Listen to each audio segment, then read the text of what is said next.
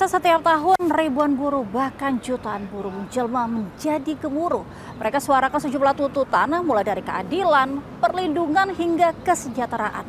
Lantas bagaimana pemerintah bisa mengakomodir suara akar rumput yang menjadi penopang ekonomi bangsa? Saya akan berbincang dengan Wakil Menteri Ketenagakerjaan Immanuel Ebenezer bersama saya, Angelika Devagam. Inilah One on One. Ya pemirsa, saat ini saya sudah bersama dengan Wakil Menteri Ketenagakerjaan Bapak Immanuel Ebenezer. Halo Pak. Halo. Bagaimana kabarnya? Baik, Angel. Iya Pak, ini kan kita sudah melalui tanggal 1 nih, May Day ini kemarin. Nah kemarin tuh juga banyak buruh yang pastinya berkumpul tiap tahunnya. Dan ada yang istimewa yaitu hadirnya pemerintah. Di sini adalah Bapak Presiden gitu, menyapa langsung para buruh yang biasanya mungkin udah bertahun-tahun lamanya tidak ada kehadiran pemerintah mungkin dinilai kurang begitu ya. 60 tahun. Iya, puluhan tahun lamanya udah berapa dasawarsa begitu. Akhirnya ada Bapak Prabowo, Presiden pemerintah hadir di tengah para buruh. Bagaimana sebenarnya Pak posisi pemerintah, kehendak pemerintah gitu di tengah para buruh? Apa yang ingin ditunjukkan dengan kehadiran Pak Presiden? Ini sebenarnya bentuk nyata pemimpin kita, Pak Prabowo Subianto, hadir tengah buruh itu bentuk keberpihakan ya, keberpihakan. Kemudian ini juga momentum sejarah 60 tahun di mana pemimpin republik itu tidak pernah hadir. Itu artinya selama ini kan dianggap buruh itu adalah ancaman dan sebagainya. Nah kali ini kita menganggap bahwa buruh itu adalah mitra strategis. Kedua, kita juga mau ada sebuah semangat yang ditanam oleh Pak Prabowo soal patriotisme ini. Jadi nanti patriotisme ini ada di tengah-tengah buruh, ada semangat ini ada di kawan-kawan industri. Jadi dua kekuatan ini harus dijadikan semangat patriotismenya ada. Tidak hanya ada kita minta di buruh, tapi itu harus ada juga di kawan-kawan industri atau pelaku usaha. Karena kita lihat di momen perang tarif yang dilakukan Donald Trump, inilah momennya industri kita harus bangkit bersama. Gitu. Dan negara harus benar-benar melihat ini harus menjadi peluang bagaimana mengkonsolidasikan dua kekuatan ini, dua komponen ini. Pertama buruh, dua industrinya. Karena kalau mengacu dari apa yang terjadi hari ini kan bisa dijadikan momentum ya. Kalau Pak Prabowo kemarin menyampaikan soal membangun swasembada energi, swasembada pangan. Hari ini dengan kejadian global hari ini jadikan juga momentum bagaimana menguatkan industrial kita. Gitu, atau bahasa saya itu swasembada industri. Seperti itulah kira-kira. Baik, karena kan sejauh ini antara buruh, industri, dan pemerintah ini kadang tuh seringkali terlihat seperti saling berlawanan gitu Pak. Ada triangle semacam melawan, buruh dengan industri tidak selinier, kemudian industri pemerintah juga harus, dari para buruh mungkin menganggap ini kong kali kong, pemerintah selalu mendukung industri nih. Sementara buruh selalu disisihkan, padahal buruh adalah penopang ekonomi bangsa begitu. Apakah ada semangat lainnya begitu Bang? Nah itulah semangat patriotisme ini kita bangun. Makanya ada kolaborasi sekarang, misalnya ada Satgas Tenaga Kerja, kemudian ada Des Tenaga Kerja di kepolisian. Jadi semangat kolaborasi yang hari ini kita bangun, ini adalah sesuatu yang baru ya di pemerintahan Pak Prabowo. Jadi semangat baru ini semoga ini menjadi legacy yang baik buat kawan-kawan buruh, kemudian industrial dan juga kita sebagai anak bangsa. Karena kan selama ini tadi yang Angel sampaikan, terkadang pemerintah seakan-akan hanya berpihak terhadap pengusaha, mengesampingkan kepentingan kawan-kawan buruh. Kali ini tidak. Kali ini dua komponen ini harus dijadikan mitra strategis pemerintah atau negara, karena biar gimana pun kita butuh industrial ya, yang sehat, yang bagus, kadang-kadang memang terlihat, ya itu kita pahamin lah, ada juga keluhan dari industrial soal kebijakan tidak berpihak ke kawan-kawan industrial, khususnya misalnya di tekstil. Mereka berkeluh kesah ada peraturan menteri yang kecenderungannya malah pro terhadap industri pro terhadap impor. Gitu. Dan kita sudah sampaikan ke Pak Menteri dan Pak Presiden, dan alhamdulillah Pak Presiden responnya cepat sekali. Peraturan-peraturan khususnya impor yang kurang berpihak terhadap industrial itu ya jangan jangan dijadikan sebuah regulasi yang hanya membuat kawan-kawan industri tekstil kita malah melemah. Makanya kemarin Pak Presiden bilang kalau ada pertek-pertek, udah saya aja yang ngomongin deh gitu. Itu sebetulnya sikap Presiden yang berpihak pertama terhadap industrial dan juga berpihak terhadap kawan-kawan buruh. Dengan kehadiran beliau ditambah lagi dengan naiknya 6,5 kemarin upah minimum provinsi. Saya melihatnya ya ini hadiah besar buat kawan-kawan buruh dengan hadirnya pemimpin republik di tengah-tengah mereka. Dan semoga Pak Prabowo dan kabinetnya, presiden kita ini presiden yang sampai detik ini semangat keberpihakannya saya lihat tanpa batas. Ya, ini dia artinya bekerja dan selalu bekerja. Jadi ini artinya Bapak memang udah mengamanahkan gitu ya Pak, jika ada terjadi sesuatu mau ikut turun tangan juga ya Pak? Iya dong. Nah ini kan saya sebagai pembantu presiden harus mampu menerjemahkan apa yang diinginkan oleh presiden saya. Gitu. Nah Pak Menteri saya Pak Yasserli itu dia sedang bekerja dengan stylenya ya, konsepnya dia seorang konseptor guru besar. Ya saya harus berani mengeksekusi. Karena kan kita ini pejabat eksekutif ya, harus mampu mengeksekusi apa yang menjadi keinginan presiden saya. Atau bahasanya kita harus mampu menerjemahkan apa yang diinginkan presiden. Ya. Jadi jika melihat dengan tuntutan para buruh, ini kan intinya ada 6 tuntutan gitu Pak yang mereka suarakan.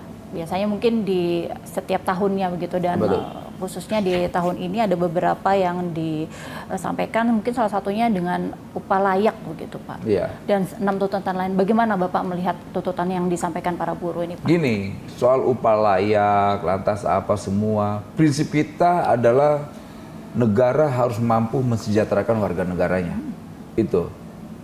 Selama itu tuntutannya rasional, logis, ya nggak masalah. Jangan sampai nanti dengan tuntutannya buruh, industrialnya merasa tertekan.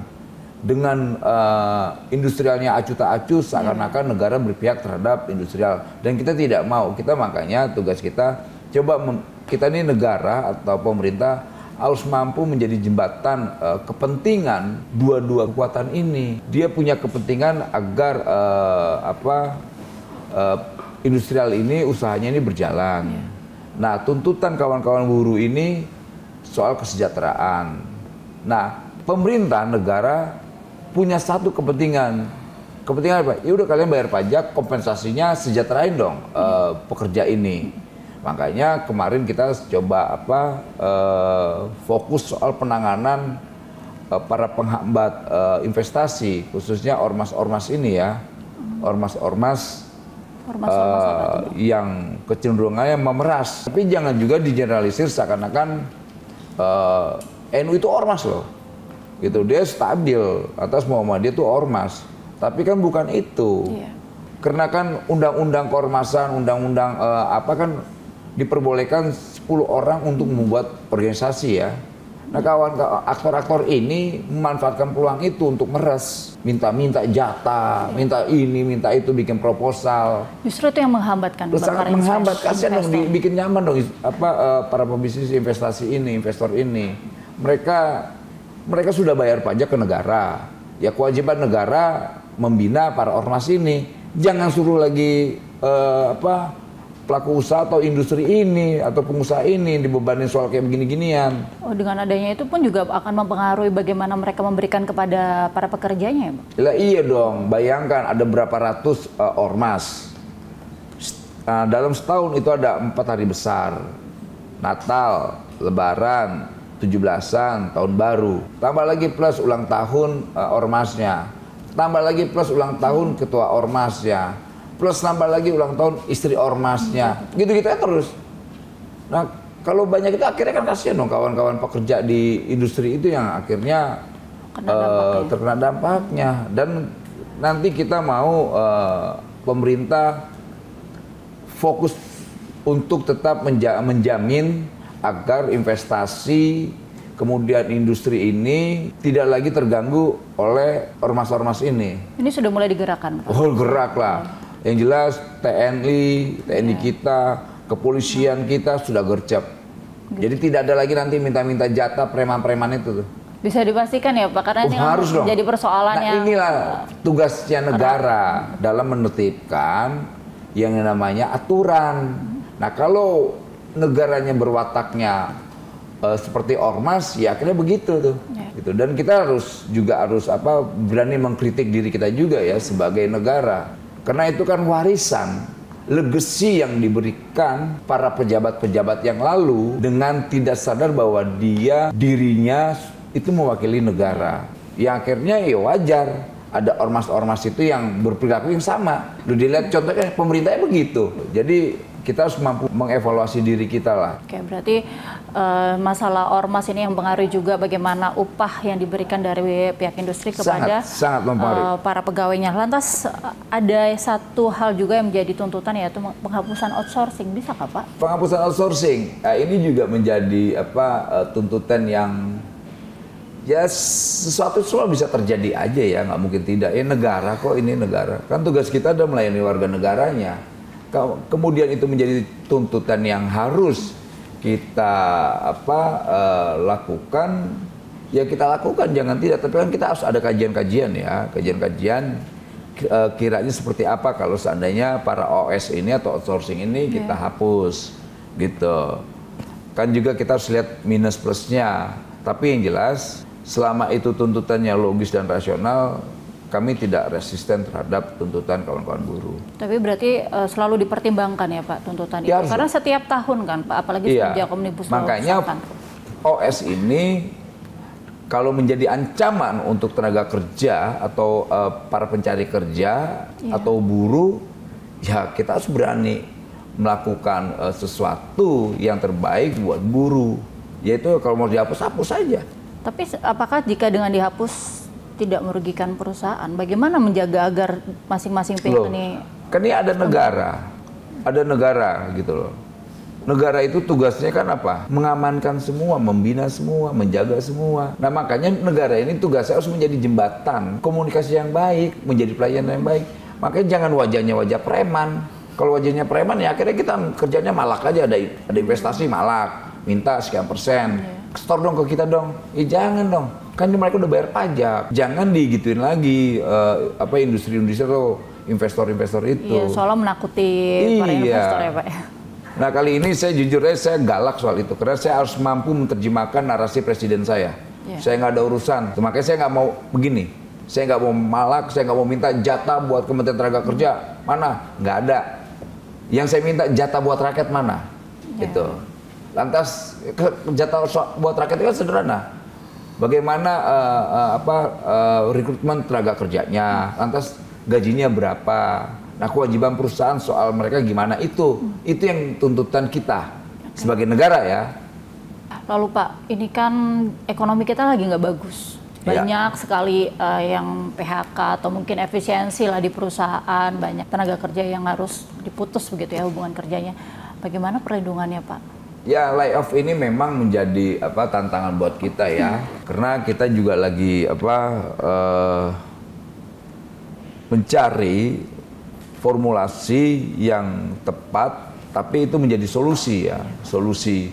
Karena problem ketenagakerjaan ini menjadi problem lintas kementerian ya, bukan hanya harus dibebani di Kementerian Tenaga Kerja aja, tidak. Karena ini terkait misalnya ada investasi. Kita kan harus koordinasi dengan Kementerian Perindustrian. Kemudian regulasi dan sebagainya kita bicara dengan Kementerian Perdagangan. Lantas peluang lapangan pekerjaan kita bisa diskusi dengan Kementerian BUMN.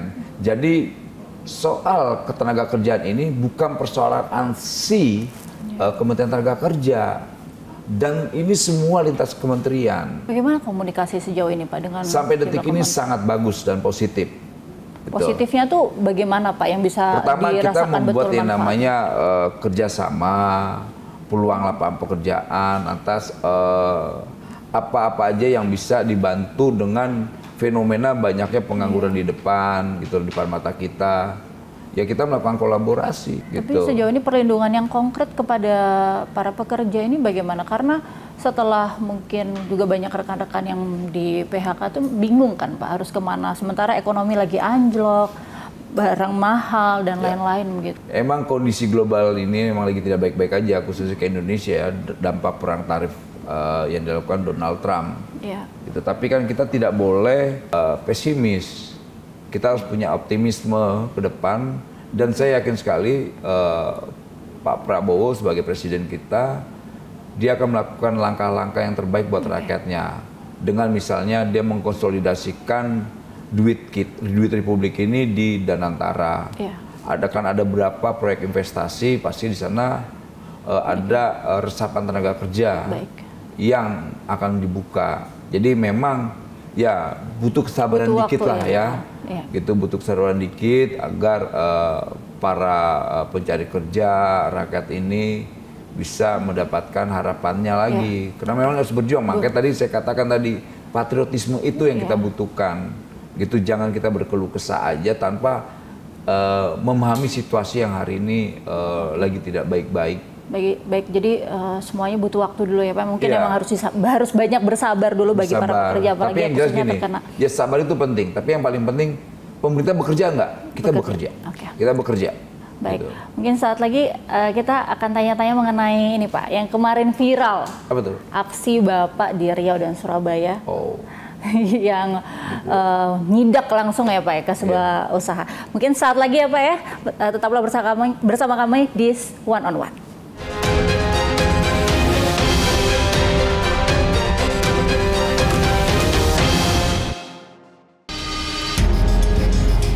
Wakil Menteri Ketenagakerjaan Immanuel Ebenezer melakukan inspeksi mendadak terhadap dugaan penahanan ijazah mantan karyawan di dua perusahaan berbeda, yakni UD Sentosa Steel di Surabaya dan Channel Tour and Travel di Pekanbaru. Pada Kamis 17 April 2025, Wamenaker didampingi Wakil Wali Kota Surabaya Armuji serta aparat kepolisian mendatangi gudang UD Sentosa Steel di Jalan Margomulyo 44, Surabaya.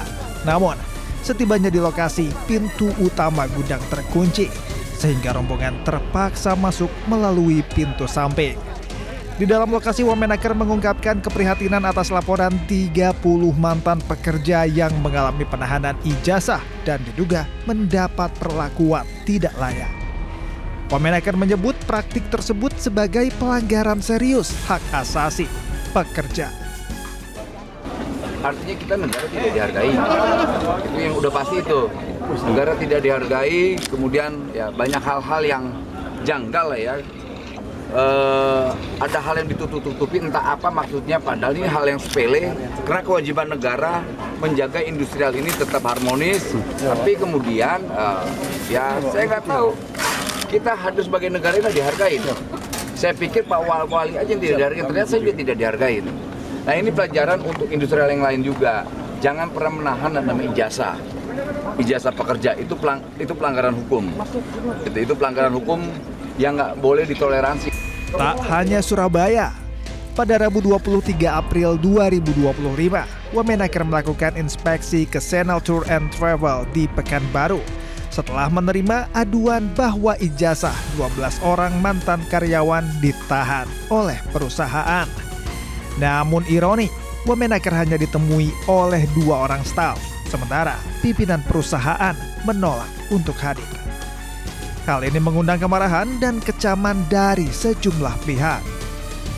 Banyak sekali masalah-masalah terkait tenaga kerja yang ijazahnya ditahan, dan itu jelas-jelas tidak baik dan melanggar, dan kita tidak mau hal ini terjadi dimanapun, karena industrial itu terkait dokumentasi, ini kan dokumentasi pribadi orang yang nggak boleh ditahan oleh siapapun.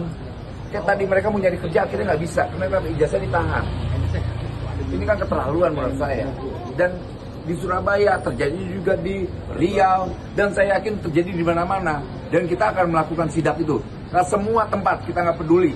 Mereka mau backingnya siapa, kita tabrak. Karena kita ini dipinta konstitusi dan presiden saya. Gitu. Apabila tak dikunjung kembalikan bagaimana, Pak? Berapa? Apabila tak kunjung kembalikan bagaimana? Kita tutup, ada urusan. Masa memaksa kamu? Wamenaker menegaskan bahwa penahanan ijazah oleh perusahaan adalah tindakan yang melanggar undang-undang dan merugikan pekerja dalam menapaki karir di masa depan. Pemerintah melalui Kementerian Ketenagakerjaan berjanji akan mengawal proses hukum terhadap perusahaan yang terlibat dan memberikan dukungan penuh kepada korban. Kayak tadi mereka mau nyari kerja akhirnya nggak bisa, karena ijazah ditahan. Ini kan keterlaluan menurut saya. Dan di Surabaya terjadi juga di Riau, dan saya yakin terjadi di mana-mana. Dan kita akan melakukan sidak itu. Karena semua tempat kita nggak peduli.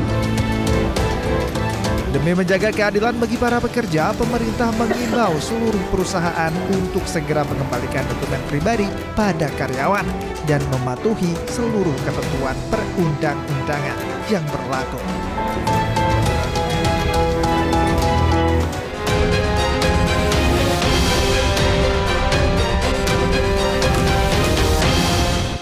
Ya pemirsa, Anda kembali bersama kami di One on One bersama Wamenaker Immanuel Ebenezer.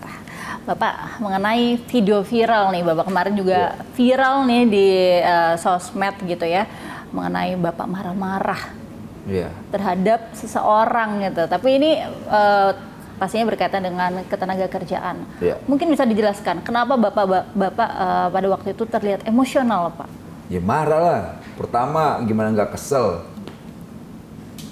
Kita tanyain seakan-akan kita ini nggak punya nilai, kita ini kayak bukan negara gitu di mata mereka. Kedua, kebohongan-kebohongan yang dilakukan ibu ini gitu. Misalnya contoh, ketika kita tanya ijazah mana Bu, ya saya nggak di saya. Padahal kita tidak dalam proses menyidik, menangkap dan apa. Kita hanya membina agar ijazah yang ditahan itu dipulangkan. Karena kenapa? Itu bisa digunakan juga untuk anak ini atau orang ini untuk mencari kerja. Ditahan dia ngaku-ngaku, bahkan selain tidak ngaku nahan ijazah, dia juga nggak ngaku bahwa itu karyawannya. Ini yang di Surabaya, Pak? Yang Surabaya. Berarti ada berapa tempat kemarin Bapak di dua tempat sidak itu, Pak? Jadi banyak hal-hal yang membuat kita sebenarnya marah. Padahal itu nggak penting, lu pulangin aja lah. Kalau seandainya kan saya sempat sampaikan bahwa kalau ada utang piutang, udah saya bayar aja deh, saya nalangin. Gitu loh, saya bayarin aja. Tapi memang kan orientasinya di Surabaya itu kalau mau, kan udah resign, mereka udah keluar. Kalau mau ijazah dipulangin harus bayar 2 juta, ada yang 5 juta. Dan itu kan menurut saya pelanggaran. Makanya ada beberapa kawan-kawan yang sudah tidak bekerja, kemudian ijazah ditahan, ya kita minta ya mereka laporin ke polisi. Tapi gitu kemarin loh. Bapak sidak itu atas laporan atau mungkin? Laporan dong. Ada laporan. Nggak mungkin kita melakukan sidak tanpa ada laporan ya. Kan nggak mau juga kita sembrono gitu loh. Nah ini kan sebetulnya bentuk negara hadir itu seperti ini gitu. Dan Riau juga itu sama aja tuh. Riau sama Surabaya ini sama ya Pak? Ya perilaku orangnya ya hampir sama. Apa alasan mereka? Nggak ngakuin tuh karyawannya, dia tidak pernah berhubungan dan sebagainya. Bahkan dianggap kita ini nggak punya surat apalah ABCD. Mereka nggak sadar pakai surat tugas. Saya nggak menugaskan anak buah saya. Saya datang sendiri dengan tim. Ya biasa kita nanyain, nama saya Immanuel, saya wakil Menteri Tenaga Kerja, dia main handphone aja gitu asik. Gitu. Saya bilang telepon dong top manajermu atau orang yang mengambil keputusan di sini biar kita saya cuma karyawan doang Pak. Ya dia karyawan nggak tahu. Ya kita kan pasti dia punya atasan. Tapi nggak sempat ketemu ya Pak ya? Nggak dibukain kan, naik di atas kantornya, dikunci kantornya. Orang itu asik-asiknya di atas ngobrol, lihat kamera apa yang sedang dilakukan. Nggak takut. Nah ya begini nih, negara ini nggak dihormatin. Kenapa? Perilaku pejabatnya yang korup. Nah, ini semoga perilaku ini di eranya presiden kita semua ini, budaya itu budaya yang mudah disuap, budaya yang datang ke pelaku usaha itu minta duit, meres. Semoga itu tidak ada. Lantas sejauh ini apa sudah ada ini ya Pak, kelanjutannya begitu dari mungkin dari pihak Riau, Disnaker Riau atau Surabaya itu apakah sudah ada yang melaporkan ke Bapak mengenai? Pertama di Surabaya sudah dilaporkan. Kedua, tindakannya kita segel. Nanti rencananya kita akan cabut usahanya. Karena itu kan domainnya bukan di Kementerian Tenaga Kerja ya. Iya. Soal hukumnya ya kepolisian. Soal izin dan sebagainya itu ada di Kementerian Perdagangan dan Perindustrian. Nah, tapi luar biasanya dampak dari Surabaya dan Riau, banyak pelaku-pelaku usaha ini mengembalikan ijazah kawan-kawan yang ditahan. Sudah dapat laporan karena itu, kita akan melakukan yang namanya penindakan hukum ya. Iya. Gitu. Karena mereka melakukan penahanan ijazah itu ada pasalnya, pasal 372 KUHP ya kalau nggak salah, sama 374 tentang penggelapan. Gitu, itu penggelapan, kena pasal penggelapan. Jadi saya ingatkan sekali lagi, para pelaku usaha yang melakukan penahanan ijazah, kita akan pidana dengan pidana penggelapan. Langsung. Dan kita minta kawan-kawan yang ditahan ijazah ini untuk melaporkan ke pihak kepolisian dan kita akan dampingin. Berarti kemarin tuh udah berapa korban gitu Pak? Ada datanya? Banyak. Selama ini gak ada yang berani speak up. Iya. Nah sekarang mereka sudah bicara semua. Gitu. Karena juga mendengar penahanan ijazah ini udah sejak lama sekali Pak. Mungkin baru ini sudah aja puluhan tahun praktek ini. Lantas negara tidak pernah hadir di mereka. Sekarang nggak ada. Makanya saya sampaikan, nggak ada boleh satupun pelaku usaha coba-coba minta duit. Ya. Karena di Riau itu diminta tuh 15 sampai 13 juta. Bahkan ada di tempat lain 25 juta. Untuk bisa mendapatkan pekerjaan. Iya, kan itu kurang ajar. Gitu, itu kurang ajar. Nah, yang di Surabaya itu juga parah tuh. Soal sampai para pekerja ini didenda kalau seandainya mereka melakukan rutinitas keagamaan, misalnya sholat Jumat atau apa gitu ya. Iya, itu juga. Dan itu juga menurut saya kurang ajar. Gitu. Orang mau ke gereja, orang mau sholat Jumat, mau ke pura, ke kelenteng, lantas ke vihara.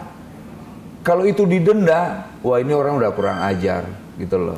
Karena negara ini melindungi aktivitas setiap warga negaranya melakukan aktivitas keagamaannya. Itu dijamin oleh undang-undang. Kalau mereka main-main soal itu, ya jangan salahkan kita. Gitu, kita tabrak orang kayak gitu-gitu.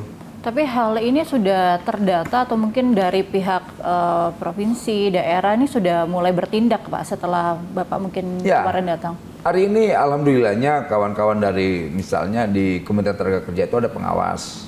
Ya. Kemudian kalau ada di daerah-daerah itu Dinas Tenaga Kerja. Gitu. Dan mereka akhirnya responsif melakukan buat posko-posko pengaduan dan mereka melakukan tindakan-tindakan. Tapi saya mau kontrol semua, saya akan lihat semua laporannya. Karena saya kan karakternya bukan pejabat yang mentalnya asal bapak senang, ABS, enggak. Saya harus lihat laporannya, tindakannya sampai semana, dampaknya seperti apa. Kalau enggak kita evaluasi. Iya, sebanyak itu loh Pak. Sangat banyak. Targetnya nanti mungkin ada target tertentu akan berkurang begitu Pak persoalan-persoalan seperti ini. Apakah Bapak ada targetnya? Yang pasti kita negara ini punya kewajiban menjamin warga negaranya untuk tetap mendapatkan kenyamanan, ya, ketenangan, gitu, agar apa? Hal-hal itu tidak bisa terjadi lagi. Nggak ada hak pelaku usaha melakukan penahanan yang namanya dokumentasi pribadi orang. Itu kan dokumentasi, mau ngapain? Sampai ada surat rumah. Surat rumah dipinta, sertifikat rumah. Apa ini maksudnya? Jadi sekali lagi pelaku usaha yang begini, ini bisa kita katakan para kriminal nih. Iya. Para kriminal yang harus kita tindak secara hukum. Gitu. Pokoknya sekali lagi kalau hak para pekerja terkait dokumentasinya tidak dikembalikan, kami akan melakukan tindakan hukum. Dan kita akan advokasi nih kawan-kawan yang ijazah ditahan, gitu. Kalau sekedar himbauan saja bagaimana, ada efek jerahnya Pak? Nggak ada, kita nggak pernah ngimbau, kita tindak. Makanya tugas kita sidak ke lapangan, inspeksi mendadak begini, tugasnya itu. Gitu, supaya rakyat juga semangat, supaya tidak dibilang cuma ngomong-ngomong doang. Enggak, kita tindak. Hari ini kan kita punya kolaborasi dengan kepolisian, dan saya lihat kayak di Jawa Timur Kapolda cepat, Kapolres cepat, di Riau Kapoldanya cepat, polisinya cepat, semua cepat semua. Udah mulai bergerak semua. Bergerak semua. Dan kita akan melakukan hampir semua provinsi di Indonesia yang melakukan tindakan-tindakan seperti ini. Atau akan dibuatkan satgas tertentu gitu Pak untuk menangani? Itu ada ide cemerlang soal satgas khusus penahanan ijazah ya. Kita kalau seandainya itu menjadi kebutuhan, ya akan kita bentuk satgas terkait aduan penahanan ijazah. Lantas Pak, bagaimana dari pihak Kemenaker gitu ya untuk kepada para pekerja supaya mendapatkan hak-haknya begitu ya Pak? Mereka harus sadar gini, para pekerja ini, para buruh ini, mereka adalah pemilik saham Republik ini. Itu. Mereka pemilik saham sah Republik ini. Jadi mereka punya hak untuk dilayani. Nah, tugas kita itu negara ini yang melayani mereka. Gitu loh. Jadi ya jaminannya kan banyak. Berbentuk konstitusi, berbentuk regulasi. Yang semoga kawan-kawan pekerja ini paham itu ya. Lantas memang kita harus memberi sebuah pencerahan atau edukasi terkait regulasi dan sebagainya. Karena kan terkadang itu tidak tersampaikan ke kawan-kawan buruh ya. Karena memang fokus mereka bukan untuk membaca. Fokus mereka kan mencari duit dan bekerja. Gitu loh. Dan itu memang kadang-kadang dimanfaatkan oleh para kriminal-kriminal ini, pelaku usaha kriminal ini. Ya, membuat para pekerja tidak mendapatkan tidak haknya. Punya kenyamanan, seakan-akan tidak ada kepastian hukum. Bahkan maaf nih, bahkan Anda orang yang sudah keluar resign, diancam, bahkan dilaporin ke polisi. Tapi gitu loh. Dari yang kemarin Bapak sidak itu, apakah para pekerjanya itu benar-benar mendapatkan apa yang mereka peroleh selayaknya karyawan begitu Pak? Mereka nggak dapat hal itu. Oh, justru tidak dapat? Kan mereka harus mendapatkan asuransi, BPJS Tenagakerja atau apapun lah ya. Meskipun itu kan terdaftar kan Pak? Ya, usahanya. Nah itu yang sekarang kita buru gitu loh. Ini banyak nih pelaku-pelaku ini bermain-main terhadap undang-undang yang sudah ada. Makanya ya kita tinggal berkolaborasi dengan kepolisian, lintas kementerian ya, perdagangan dan perindustrian. Dan juga kita bekerja sama dengan pemerintah kota, pemerintah provinsi, juga para anggota dewan di wilayah ya. Berbicara mengenai pekerjaan ini kan kompleks ya Pak. Ada berbagai macam isu yang beredar, mungkin salah satunya juga mengenai persyaratan yang tidak masuk akal. Nah, nanti kita akan bahas itu ya Pak. Seusai jeda tetaplah bersama kami di One on One.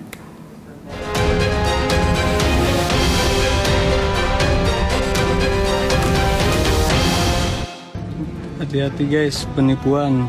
Ini rukonya nih, kalau ruko di sini hati-hati dimintain duit. Penipuan lowongan kerja terjadi di Bekasi. Seorang wanita mengaku menjadi korban penipuan oleh sebuah kantor lowongan kerja bodong yang berlokasi di Ruko Plaza, Bekasi Jaya, tepatnya di depan Transpark Juanda, Bekasi. Dalam video yang diunggah di akun TikTok, korban mengaku diminta untuk membayar uang sebesar Rp600.000 sebagai syarat administrasi.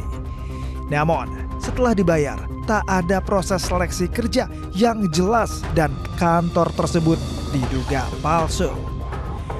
Setelah video tersebut viral, Dinas Tenaga Kerja Kota Bekasi langsung menindaklanjuti dengan mendatangi lokasi.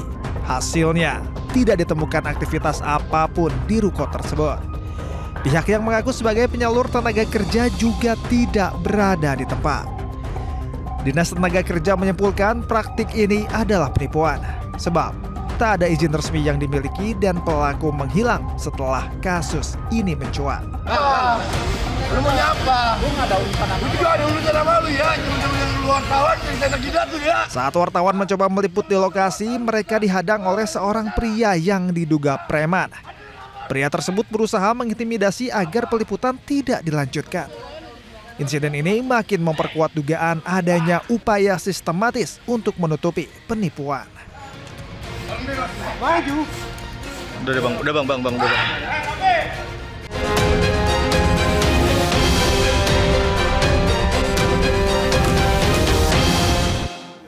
Anda kembali bersama kami di One on One.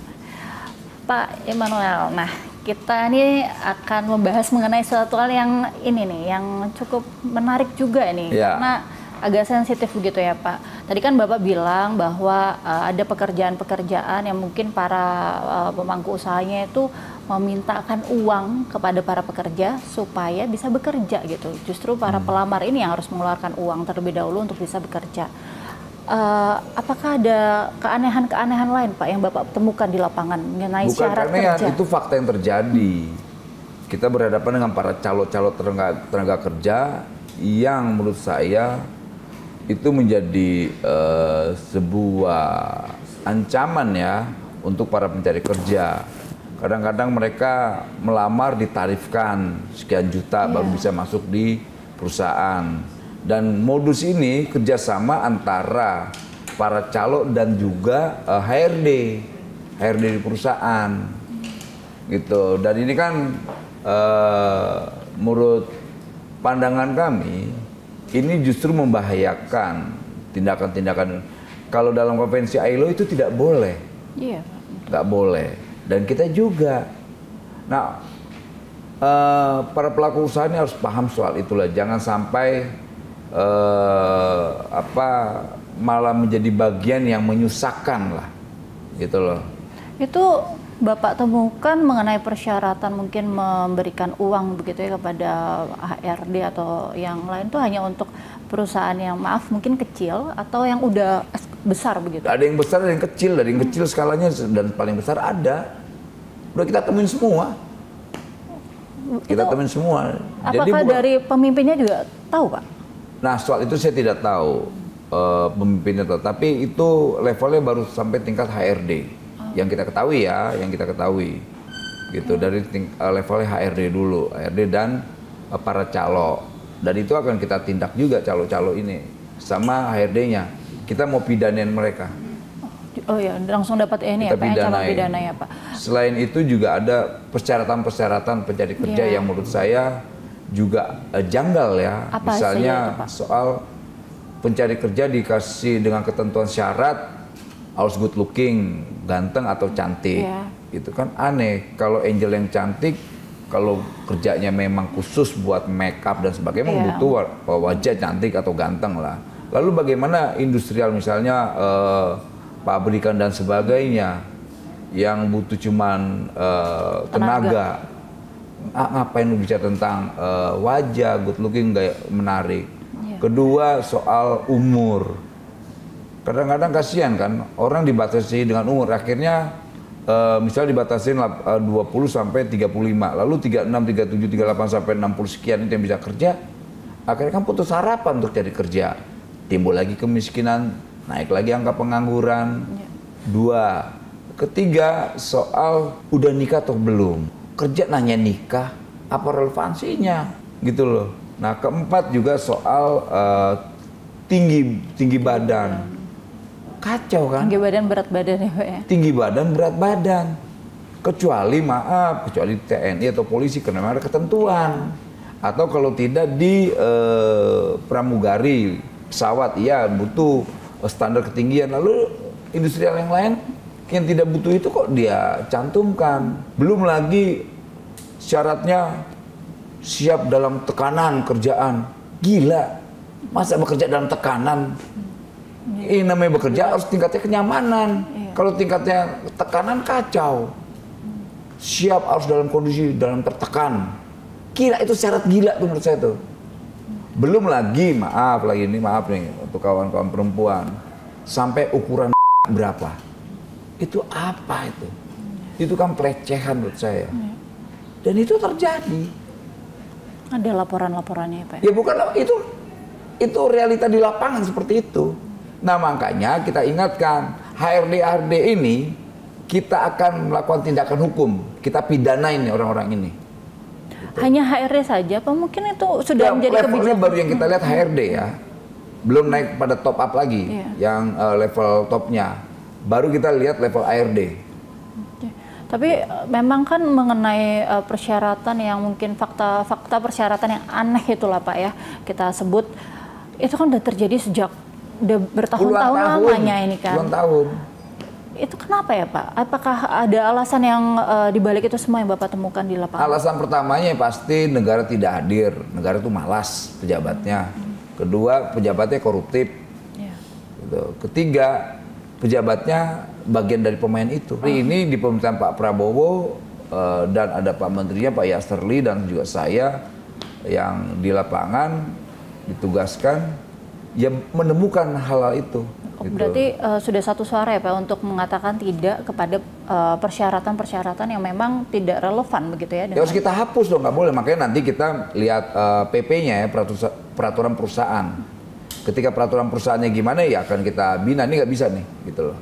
Okay. Kita akan cek PP-PP-nya tuh. Akan ada kebijakan mengarah ke situ ya Pak? Oh iya dong, kita lagi buat surat edaran. Iya, karena... Nggak mau pakai kelamaan, kita bikin surat edaran supaya mitra industrial kita ini bisa mengikuti itu sifatnya perintah ya, soal surat edaran sifatnya perintah, bukan himbauan, perintah.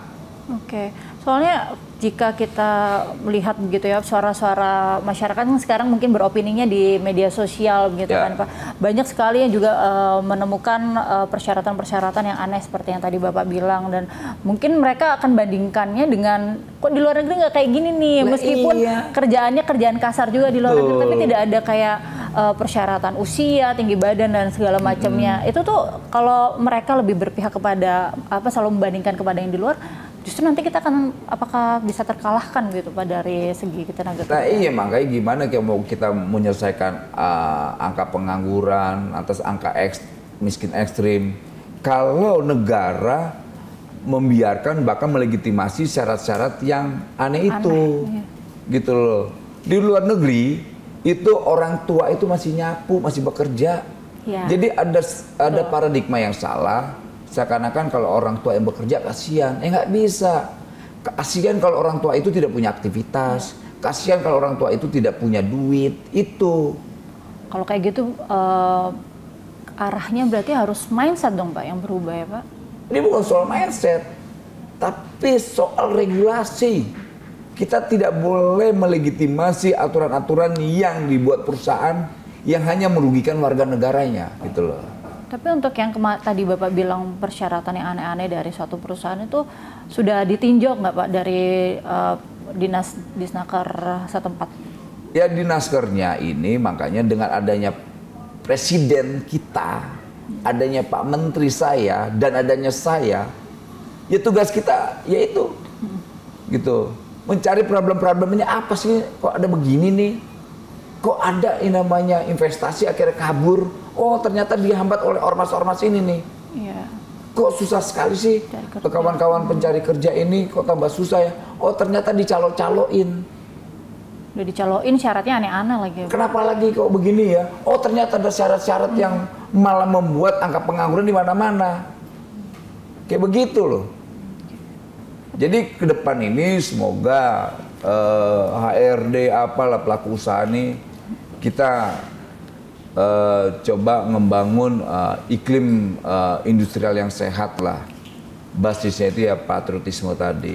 Semangat patriotisme itu ya Pak yang disampaikan. Mungkin Bapak juga bisa sampaikan juga kepada masyarakat bagaimana mereka bisa menaruh harapan mungkin Pak kepada pemerintah di tengah ekonomi yang sedang sulit saat ini Pak. Ini penting sekali saya sampaikan bahwa pemerintahan Pak Prabowo Gibran ke depan ini akan melakukan hal-hal yang terbaik buat kawan-kawan buruh dan juga para pencari kerja. Karena di kami Kementerian Tenaga Kerja harus mampu menerjemahkan apa yang diinginkan oleh Presiden kita semua.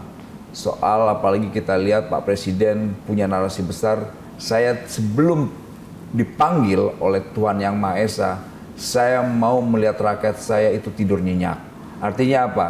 Ketika orang tidur nyenyak kan tidak punya beban terkait soal ekonominya. Nah, soal ekonomi ini berarti soal apa? Pekerjaannya. Pekerjaan itu soal yang apa? Gaji. Nah kalau seandainya mereka mendapatkan gaji yang baik dan kesejahteraan tertutup, saya yakin tugas presiden kita ini yang mulia ini, narasi besarnya ini untuk rakyat Indonesia dan buruh, ya kita doakan dan kita dukung. Karena kita mau semangat patriotisme ini, ayo kita gaungkan lagi. Ya. Jadi persoalan, kalaupun ada persoalan, ini menjadi persoalan kita sama-sama. Tidak saling menuduh, tidak saling menunggu, tidak saling mengeluh. Ya. Gitu. Kalau nanti rakyat dulu, pemerintah nggak mau kerja, gue bilang loh, kok rakyatnya malas. Yang satu begini nggak mau. Makanya semangat patriotisme itu, ayo kita bangkitkan kembali. Karena ternyata bangsa ini yang ternyata yang sudah tergerus itu semangat patriotismenya. Semangat patriotisme yang selalu ditekankan oleh pemerintah. Harus semangat ya Pak ya? Ya, semangat dong. Tetap sabar untuk para pekerja. Tentunya kita harapkan perlindungan dan juga kesejahteraan bagi para pekerja ini senantiasa didapatkan begitu ya. Terima kasih banyak Pak Immanuel atas waktunya bersama kami di One on One, dan demikian pemirsa perbincangan kami bersama dengan Wakil Menteri Ketenagakerjaan Immanuel Ebenezer. Perlindungan dan kesejahteraan adalah hak setiap buruh, hak yang seharusnya dijunjung tinggi, bukan hanya sebentuk janji. Namun kenyataannya masih banyak ketimpangan yang terjadi di balik keringat para buruh yang tak jarang ditemui perlakuan yang tidak menjunjung rasa adil. Diperlukan sinergi dari berbagai pihak, pemerintah yang benar-benar hadir, regulasi yang berpihak, serta kesadaran kolektif yang tumbuh dari para buruh itu sendiri. Kerjasama lintas lini mungkin bukan solusi, tetapi bisa menjadi langkah awal yang memiliki arti. Selamat Hari Buruh Nasional. Saya Angelika Deva Gam, pamit undur diri. Sampai jumpa dalam episode One on One berikutnya.